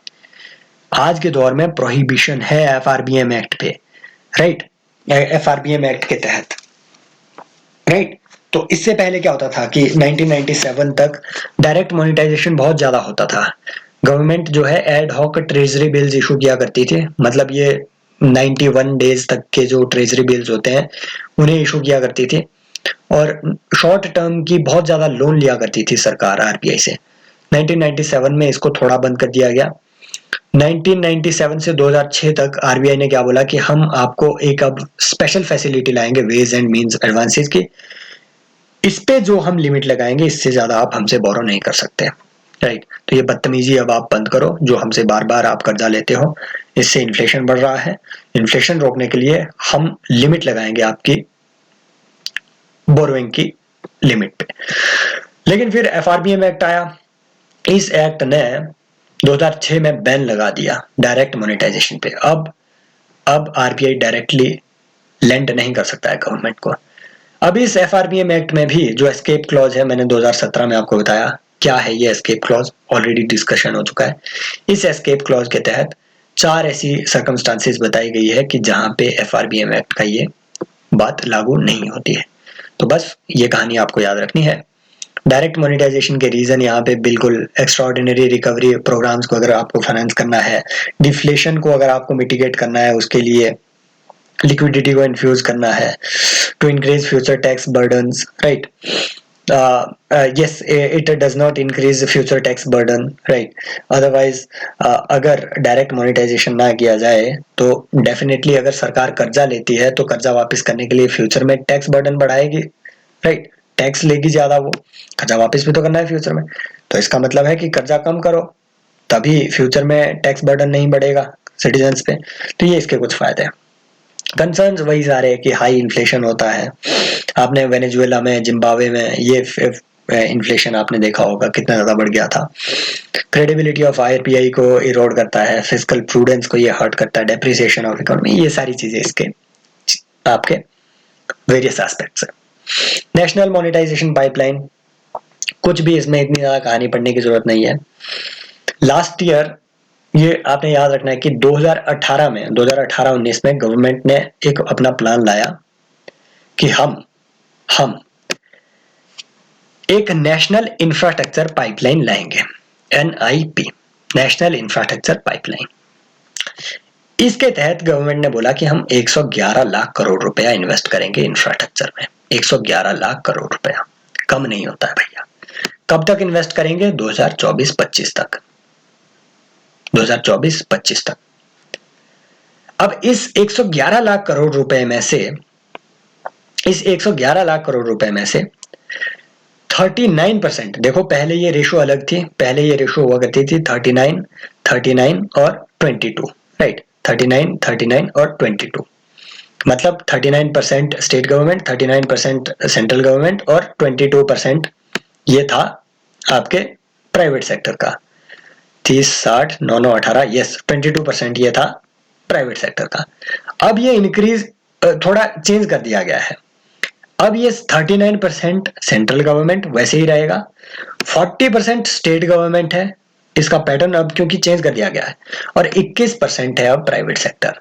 ये इन्वेस्ट करेंगे 111 लाख करोड़ में से 39% सेंट्रल गवर्नमेंट, 40% स्टेट गवर्नमेंट और 21 लाख करोड़ रुपए 21% कौन इन्वेस्ट करेगा? Private sector. सेंट्रल गवर्नमेंट बोल रही है कि हमारे हिस्से का जो ये 39% है, इसमें टोटल बनता है इनका लगभग राइट, लगभग 34 लाख करोड़ रुपया, राइट। सॉरी 42 लाख करोड़ रुपया या 44 लाख करोड़ रुपया, लगभग इतना इनका बनता है जो इन्हें इन्वेस्ट करना है। अब इसमें से हम लगभग जो हमारा 6 लाख करोड़ रुपया है वो हम कैसे इन्वेस्ट करेंगे? नेशनल मोनेटाइजेशन पाइपलाइन के थ्रू। अभी इस पाइपलाइन में गवर्नमेंट ने बोला कि हमारे पास जो ब्राउन फील्ड एसेट्स हैं, हम क्या करेंगे? हमारे पास ब्राउन फील्ड एसेट्स मतलब जो ऑलरेडी बन चुके हैं, ग्रीन फील्ड होते हैं जो हम नया बना रहे हैं। जो ब्राउन फील्ड एसेट्स हैं जैसे रोड हो गया, रेलवे ट्रैक हो गया, रेल लाइन हो गए, आपके प्ले ग्राउंड्स हो गए, राइट। ऐसे जो हमारे ब्राउन फील्ड एसेट्स हैं, हम इन ब्राउन फील्ड एसेट को मोनेटाइज करेंगे, बेचेंगे नहीं, मोनेटाइज करेंगे। मोनेटाइज करने का मतलब है लीज पे दे देना, कि हम प्राइवेट सेक्टर को ये दे देंगे, बोलेंगे कि तुम इसे रन करो, तुम इससे इनकम लाओ और हमें उस इनकम का एक सर्टेन परसेंटेज हिस्सा हमें देते जाओ। इससे हम कितना पैसा रेज करेंगे? 6 लाख करोड़ रुपया। याद रखना, नेशनल मोनेटाइजेशन पाइपलाइन के थ्रू ऑनरशिप की ट्रांसफर नहीं हो रही है, ऑपरेशंस की ट्रांसफर हो रही है। बस इतनी बात आपने याद रखनी। इससे हम कितना पैसा रेज करेंगे? 6 लाख करोड़ रुपया। बस दूसरी बात आपने ये याद रखनी है, इससे ज्यादा इसमें कुछ भी नहीं है याद रखने लायक बात। कहानी आपको बाकी पूरी खुद पता है। नेशनल मोनेटाइजेशन पाइपलाइन, और ये बिल्कुल को टर्मिनस होगी आपके, राइट।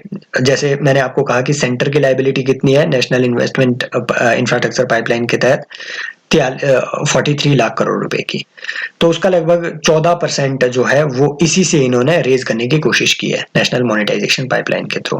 कितना पैसा हम यहाँ से रेज करेंगे और फिर इंफ्रास्ट्रक्चर में उसको इन्वेस्ट कर देंगे, राइट। तो ये कोर टर्मिनस है, 2025 तक ये चलेगी आपकी नेशनल इंफ्रास्ट्रक्चर पाइपलाइन। और जो कोर एसेट्स हैं उनको इसमें आपके सेल किया जा रहा है, कोर एसेट्स को इसमें सेल किया जा रहा है, राइट। तो ये बातें आपने इसमें याद रखनी है, 6 लाख करोड़ रुपए का। बाकी इसमें कुछ भी खास उतना नहीं है। यस, तो यहाँ एसेट मोनेटाइजेशन के मॉडल्स हैं जो आप इकोनॉमी में पढ़ते हैं, अब जो बिल्कुल उतने यूज के नहीं रहे हैं, राइट। क्योंकि ये जो ये इस तरीके के मॉडल थे, ओएमटी मॉडल है, right, build operate transfer model, PPP models के डिफरेंट टाइप्स, ये पहले पूछा करती थी मेंस में यूपीएससी। अब ये उतना रेलेवेंट नहीं है। याद रखना, ये जो यहाँ पे दो चीजें लिखी हुई है, इंफ्रास्ट्रक्चर इन्वेस्टमेंट ट्रस्ट और real estate investment trust, REIT और इनविट, ये दोनों सेबी इन्हें रेगुलेट करती है। याद रखना है, सेबी इन दोनों को रेगुलेट करती है, नॉट आरबीआई।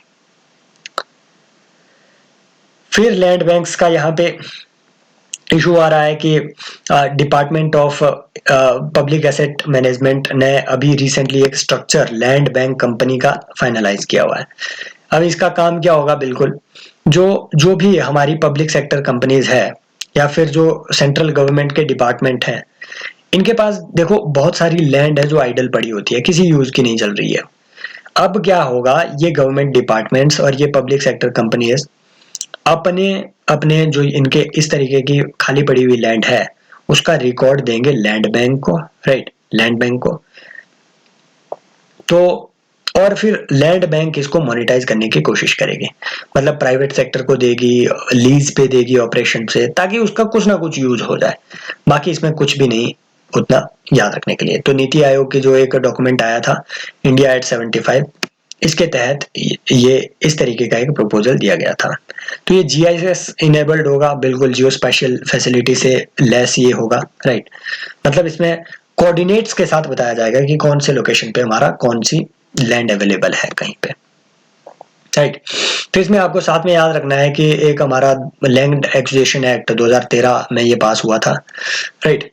तो इसमें सोशल इम्पैक्ट असेसमेंट की बात भी हुई थी कि भैया जो भी आप प्रोजेक्ट चला रहे हो, डैम का प्रोजेक्ट हो, कोई भी दूसरा प्रोजेक्ट, उसमें एनवायरमेंटल इम्पैक्ट असेसमेंट की बात तो ऑलरेडी एनवायरमेंट प्रोटेक्शन एक्ट में की गई है। ईपीए 1986 के तहत एनवायरमेंट इम्पैक्ट असेसमेंट की बात ऑलरेडी होती है कि भैया किसी भी प्रोजेक्ट का एनवायरमेंट पे क्या इम्पैक्ट होगा ये पहले असेस किया जाना चाहिए परमिशन देने से पहले। लेकिन ये जो एक्ट है, राइट, लैंड एक्विजिशन एक्ट, ये कहता है कि प्रोजेक्ट के लिए कोई भी लैंड ग्रांट करने से पहले, परमिशन ग्रांट करने से पहले उसका पहले सोशल इम्पैक्ट असेसमेंट करवा दो। सोशल इम्पैक्ट असेसमेंट करवाने के लिए एक स्टडी कंडक्ट होनी चाहिए और वहां के जो इनहैबिटेंट्स हैं, राइट, वहां पे जो सेटलमेंट्स हैं, उनसे पूछो कि क्या आप इसको अलाउ करोगे या नहीं।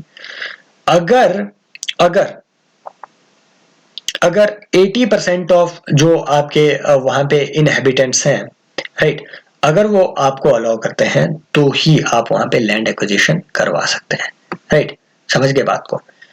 और एक बात और आपने याद रखनी है कि यस, ये जो लिमिट है ये 70% होनी चाहिए, मतलब मैंडेटरी कंसेंट होना चाहिए 70% लोगों का अगर पीपीपी प्रोजेक्ट्स के लिए है जहां पे सरकार इन्वॉल्व है, और 80% कंसेंट होना चाहिए उन प्रोजेक्ट्स के लिए जो सिर्फ प्राइवेट कंपनीज चला रही है, राइट। और आपने बात याद रखनी है कि 5 साल से ज्यादा, मान लो अगर आपने लैंड अगर ले भी ली, किसी प्राइवेट कंपनी ने अगर लैंड ले भी ली किसी प्रोजेक्ट के लिए, तो अगर 5 साल तक वो खाली पड़ी रही, उन्होंने कोई प्रोजेक्ट उसमें नहीं चलाया, तो वो वापस कर दी जाएगी उन लोगों को, और जो कंपेंसेशन अमाउंट है वो कंपनी को वापस नहीं मिलेगा, राइट। तो आपको उसमें प्रोजेक्ट तब चलाना ही होगा, अदरवाइज वो वापस कर दी जाएगी। बाकी इसमें कुछ नहीं है, राइट। बूस्ट इकोनॉमिक ग्रोथ, ये इसमें बताया हुआ है। बेनिफिट क्या है, ये मेंस की चीजें हैं। प्री में यहाँ से आपको कुछ नहीं बनेगा। ये चार्ट है, मतलब अगर आपको टाइम वेस्ट करना है तो इस चार्ट को एक बार अच्छे से पढ़ लेना, टाइम आपका अच्छे से वेस्ट हो जाएगा। National multi dimensional poverty index, पहले जो है मतलब इंडिया में ना कॉपी पेस्ट का बहुत कार्यक्रम चल रहा है आजकल, राइट। तो एक पहले आता था मल्टी डायमेंशनल पॉवर्टी इंडेक्स, ये अभी भी आता है, राइट। यूएनडीपी और ऑक्सफोर्ड पॉवर्टी मिलकर ये मल्टी डायमेंशनल पॉवर्टी इंडेक्स अभी भी लॉन्च करते हैं। इसके 10 इंडिकेटर्स होते हैं, 10 इंडिकेटर्स होते हैं। और इसकी जो 10 इंडिकेटर्स हैं, इन्हें 3 डायमेंशंस में डिवाइड किया जाता है, राइट। 3 डायमेंशन में डिवाइड किया जाता है, क्या क्या? हेल्थ, एजुकेशन और standard of living. Health, education और स्टैंडर्ड ऑफ लिविंग, ये 3 डायमेंशन आपको याद रखनी है। 10 इंडिकेटर्स तो अभी हम पढ़ ही लेंगे। अब इसी का, अब नीति आयोग को फिर सपना आ गया कि भैया हम तो अब थोड़ा मतलब ज्यादा वेले भी नहीं रहना है, अपने को कुछ ना कुछ करते जाना है। तो कुछ हम ये भी कर सकते हैं कि इंडिया में जो पॉवर्टी है उसी का एस्टिमेशन कर लेते हैं जरा, मल्टी डायमेंशनल पॉवर्टी का। तो इन्होंने अपना एक इंडेक्स निकाल दिया। यूएनडीपी और ऑक्सफोर्ड पॉवर्टी वाला जो इंडेक्स होता है पूरी दुनिया का, उस इंडेक्स के जो 10 इंडिकेटर्स है वो तो इन्होंने इसमें जोड़े ही जोड़े। अपने 1-2 इंडिकेटर इसमें और इन्होंने जोड़ दिए, 2 इंडिकेटर जो अभी हम देखेंगे, राइट। 2 और इन्होंने इसमें इंडिकेटर जोड़ दिए जो अभी हम देखेंगे। अब यहाँ इन्होंने बताया हुआ है कि यूएनडीपी के बारे में, ये क्या चीज है? बिल्कुल यूएन का इसमें ये एक यूएन की एजेंसी है और इसके जो मेन फोकस एरिया है वो सस्टेनेबल डेवलपमेंट है। तो जो सस्टेनेबल डेवलपमेंट सॉल्यूशंस नेटवर्क है, जो वर्ल्ड हैप्पीनेस रिपोर्ट भी निकालता है, वो यूएनडीपी के अंडर आता है। क्लाइमेट और डिजास्टर रेजिलियंस पे ये काम करते हैं। ऑक्सफोर्ड पॉवर्टी क्या है? बिल्कुल ये ऑक्सफोर्ड डिपार्टमेंट का एक ऑफिस है जिसके बारे में हमें पढ़ना जरूरी नहीं है। बस ये याद रखना है कि ये जो रिपोर्ट है global multi dimensional poverty index, ये कौन जारी करता है? ये दोनों मिलकर, यूएनडीपी और ऑक्सफोर्ड पॉवर्टी। अब इंडिया में जो हमने ये नया लॉन्च किया, देखो जो यूएनडीपी वाला है उसके इंडिकेटर ये है, हेल्थ, एजुकेशन और स्टैंडर्ड ऑफ लिविंग। इंडिकेटर है, हेल्थ में आता है कि न्यूट्रिशन कितना है, चाइल्ड मोर्टेलिटी कितनी है। एजुकेशन में आता है कि year of schooling, school attendance, right. और स्टैंडर्ड ऑफ लिविंग में आते हैं ये सारे कि कुकिंग फ्यूल है कि नहीं है, सैनिटेशन है कि नहीं है, ड्रिंकिंग वाटर है कि नहीं है, इलेक्ट्रिसिटी है कि नहीं है, हाउसिंग है कि नहीं है, एसेट है कि नहीं है, ये सारी चीजें, राइट। ये हम रिवाइज कर रहे हैं इसीलिए इतनी जल्दी पढ़ रहे हैं। लेकिन इन्होंने national multi dimensional poverty index में 2-3 इंडिकेटर और जोड़ दिए। वो क्या है? हेल्थ में इन्होंने जोड़ दिया antenatal care, antenatal care, right. तो ये जो है 5 years preceding the survey has not received at least 4 antenatal care visits। तो मतलब जो आपके जैसे आशा वर्कर हो गए, राइट, इस तरीके के जो अपॉइंट किए हुए हैं, एनी वुमन हाउस होल्ड को, अगर वो मतलब जब वो प्रेग्नेंट है उस वक्त अगर वो एंटीनेटल केयर उनको नहीं मिलती है या नहीं मिलती है, ये भी इंडिकेटर इसमें जोड़ा गया। एक और इन्होंने इसमें इंडिकेटर जोड़ा कि देखो cooking fuel, sanitation, drinking water, electricity, housing, asset, ये सब तो थे ही थे। इन्होंने जोड़ा इसमें बैंक अकाउंट कि क्या लोगों के पास बैंक अकाउंट भी है। तो एक तरीके से कोशिश की जा रही है कि जो प्रधानमंत्री जी ने अभी बहुत अच्छा इनिशिएटिव लिया था पीएम जनधन योजना का, राइट, तो उसका भी एक एस्पेक्ट इसमें इंक्लूड करने की, ताकि रैंकिंग थोड़ी अच्छी सी मिले, क्योंकि बैंक अकाउंट तो सबके पास है भैया। तो ये इन्होंने इसमें कोशिश की थी।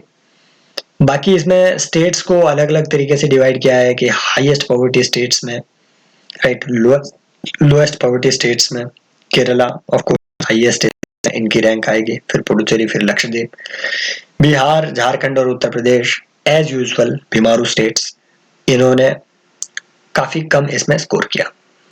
यहाँ क्वेश्चन बनता है,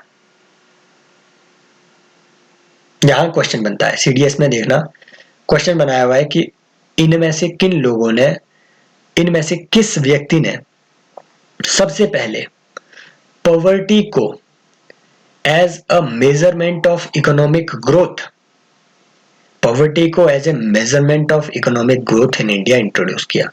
तो वो था दादा भाई नौरोजी। इन्होंने एक बुक लिखी, poverty and un British rule of India, right.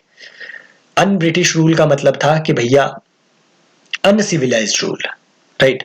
British rule का मतलब इनके लिए होता था कि जो सिविलाइज्ड रूल हो। इनका मानना था कि इंडिया में अन ब्रिटिश रूल चला हुआ है, अनसिविलाइज्ड रूल, और poverty leads to uncivilised rule, right. For example ये इनका कहना था कि इंडिया में पॉवर्टी भी है और जो कानून है इंडिया में वो भी अनसिविलाइज्ड चला रहे हैं, राइट। तो एक तरीके से जो उस वक्त जो ब्रिटिश इंडियन गवर्नमेंट थी उनको इस तरीके से इन्होंने क्रिटिसाइज करने की जरूरत थी, कोशिश की, एक्सपोज करने की कोशिश की ब्रिटेन में कि भैया यहाँ तो आपके लिए सारी सुविधाएं उपलब्ध है, ब्रिटिश रूल यहाँ पे है, इंडिया में चला हुआ है अन ब्रिटिश रूल, पॉवर्टी इतनी ज्यादा है। तो नेशनल प्लानिंग कमेटी के बारे में बताया हुआ है, ये स्टैटिक का चीज है कि 1938 में 1938 में नेशनल प्लानिंग कमेटी एस्टेब्लिश की गई थी। इसके जो अध्यक्ष थे वो जवाहरलाल नेहरू थे, याद रखना। ये आपके राइट, नेताजी सुभाष चंद्र बोस नहीं थे उस वक्त, हालांकि नेताजी सुभाष चंद्र बोस आईएनसी के प्रेसिडेंट थे, त्रिपुरी सेशन वगैरह आपको याद होगा, राइट। बॉम्बे प्लान कब आया? 1944 में आया। किसने लाया? कि आईएनसी लाया? नहीं सर, ये किसने लाया था बॉम्बे प्लान? तो जो उस वक्त के बड़े जो उद्योगपति घराने थे इंडिया के, उन्होंने ये बॉम्बे प्लान लाया था कि भैया इंडिया में लिबरल ऑर्डर किस तरीके से आप एस्टेब्लिश कर सकते हैं। फिर प्लानिंग कमीशन, वर्किंग ग्रुप वगैरह, ये सारी चीजें कुछ भी इसमें। पॉवर्टी एस्टिमेशन की इन्होंने बात की थी, बेसिकली यहाँ बात चल रही है। तो पॉवर्टी एस्टिमेशन के बारे में अगर ज्यादा से ज्यादा याद रखना ही हो तो ये याद रखना, 2-3 कमेटी। अलग कमेटी हो गया लकड़ा वाला कमेटी, याद रख लेना, क्योंकि इसने जो कैलोरी बेस्ड पॉवर्टी एस्टिमेशन है इंडिया में वो सजेस्ट किया था। इसने बोला था कि 2400 कैलोरी गांव में अगर किसी को मिल रही है तो वो गरीब नहीं है, और 2100 कैलोरी अगर शहर में किसी को मिल रही है तो वो गरीब नहीं है। तेंदुलकर कमेटी ने बोला कि भैया हम कहाँ गांव गांव जाते फिरेंगे और देखेंगे कि कोई 2400 कैलोरी ले रहा है या नहीं ले रहा है। तो तेंदुलकर के कमेटी ने बोला इस 2400 कैलोरी को हम जरा गांव के प्राइसेस के हिसाब से मनी में कन्वर्ट करते हैं।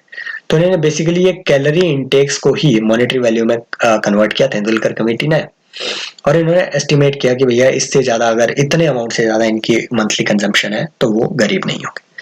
रंगाराजन कमेटी ने बोला कि सिर्फ कैलोरी इंटेक के बेसिस पे आप गरीब या अमीर डिसाइड नहीं कर सकते, इसमें कुछ और चीजें आपको ऐड करनी पड़ेगी, राइट। बाकी दूसरी चीजें जो हम ऑर्डिनरी लाइफ में परचेज करते हैं उनका भी जो खर्चा है वो भी आप इसमें ऐड करो, उस लिमिट को भी ऐड करो, उस हिसाब से इसे मतलब और कॉम्प्रिहेंसिव बनाने की कोशिश की गई रंगाराजन कमेटी में। फाइनेंशियल इंक्लूजन भी, क्योंकि ये एक कहानी है जो हम मुझे लगता है कि हमें अगली क्लास में पढ़नी चाहिए। मिलते हैं नेक्स्ट क्लासेस में। आई होप ये वीडियो अभी तक चल रही है और आप भी अभी तक बैठे हुए हैं तो सब्सक्राइब कीजिए। लिंक आपको मिलेगा टेलीग्राम चैनल का भैया डिस्क्रिप्शन में। कमेंट में बताना कुछ भी अगर गड़बड़ी या कुछ गलत बात यहाँ पे बता गई हो तो आप उसमें करेक्ट कर सकते हैं। मिलते तो हम रहेंगे, कोशिश रहेगी कि ये सारी चीजें अच्छे से कवर हो सके comprehensively. Take care, bye bye.